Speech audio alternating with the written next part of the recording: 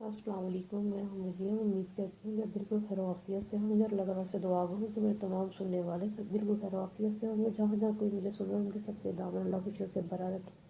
आज हम subject object and verb पे बात करने जा रहे हैं और टुडे है सब्जेक्ट।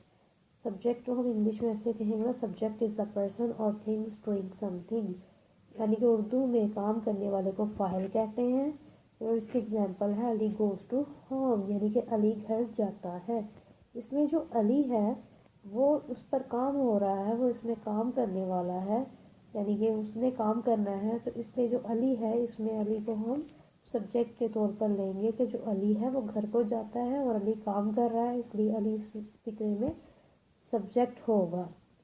और सब्जेक्ट आपको पता है, अगर आपने किसी भी उर्दू से इंग्लिश करनी है फिक्रे की, तो आपने उसमें से सबसे पहले देखना है कि इसमें से हमें सब्जेक्ट कौन सा मिलेगा।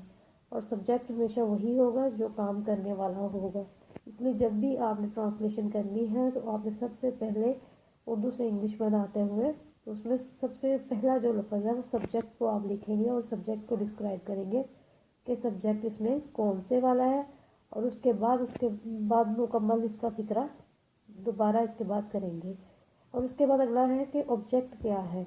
ऑब्जेक्ट की दो डेफिनेशनें हैं। The object is a noun that is governed by a verb और अ प्रपोजिशन। और इसकी दूसरी जो डेफिनेशन है वो ये है, the object is having something done to it.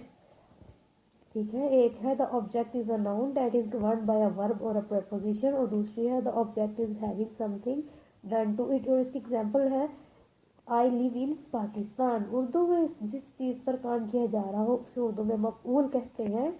और इस फिक्रे में जो आई है मैं, यानी कि वो इसमें एज अ सब्जेक्ट इस्तेमाल होगा, और जो पाकिस्तान है जिस पर काम हो रहा है उसको हम एज अ ऑब्जेक्ट इसमें इस्तेमाल करेंगे। कि अब हमें एक फ़िक्रा है उसकी पता चल गया है कि उसमें सबसे पहले सब्जेक्ट हम चेक करेंगे कि कौन सा सब्जेक्ट है, और उसके बाद हम ऑब्जेक्ट देखेंगे कि जिस पर काम हो रहा है जिस चीज़ पर उसको देखेंगे कि वो कौन सा ऑब्जेक्ट है। तो इसलिए अब उम्मीद है कि आपको सब्जेक्ट और ऑब्जेक्ट की समझ आ गई है। और उसके बाद हम जो तीसरी चीज़ डिस्कस करने जा रहे हैं वो है वर्ब। कि वर्ब क्या है। Verb is a word that expresses action और अ स्टेट ऑफ बीइंग, यानी कि फिर जो काम हो रहा हो उसको उर्दू में फेल कहते हैं। और इसकी एग्जाम्पल जो हमने पहले दो दी हैं कि अली गोज़ टू होम और आई लिव इन पाकिस्तान, उसमें जो गोज़ और लिव हैं ये दोनों उसमें वर्ब की फॉर्म्स हैं, यानी कि जो काम हो रहा हो, यानी कि जाना, गोज़ जा रहा है या जाता है, और लिव रहना है, इसमें ये दोनों चीज़ें जो हैं वो वर्ब की फॉर्म के तौर पर इस्तेमाल हो रही हैं। और इसी तरह जब आपने उर्दू के फिक्रे को पहले आपने देख लेना है कि उसमें सब्जेक्ट ऑब्जेक्ट और वर्ब की फॉर्म इसमें कौन सी इस्तेमाल होगी, तो जब उसको आपने ट्रांसलेट करना है इनटू इंग्लिश तो आप सबसे पहले सब्जेक्ट लिखेंगे, फिर प्लस वर्ब की फॉर्म लिखेंगे, प्लस ऑब्जेक्ट लिखेंगे। और इसको याद करने का तरीका मैंने आपके सामने रख दिया है कि S plus V plus O, यानी कि subject plus verb plus O. और जब आपने ये सारी चीज़ें लिख लेंगे इसके साथ में जो हेल्पिंग वर्ब इस्तेमाल होंगे वो हम आगे इस्तेमाल बताएंगे। कि मैंने आज आपसे प्रेजेंट डेफिनेट टेंस जो है वो डिस्कस करना था, लेकिन उससे पहले ज़रूरी समझा कि आपको सब्जेक्ट ऑब्जेक्ट एंड वर्ब की भी समझ होगी, तभी आप फिक्रे को बना सकेंगे।